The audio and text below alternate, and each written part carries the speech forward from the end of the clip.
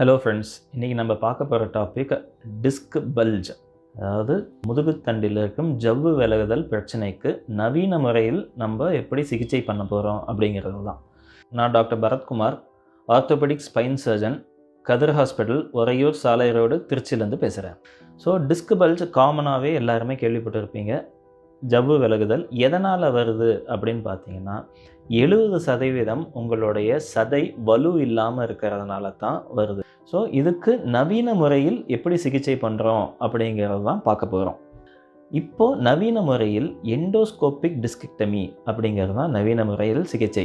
அது 7 மில்லிமீட்டர் ஓட்டையில் வெறும் மருத்து போகிறதுக்கு ஊசி போட்டு, மயக்க மருந்தே கிடையாது, உங்களுக்கு நீங்களே ஆப்ரேஷனை பார்ப்பீங்க.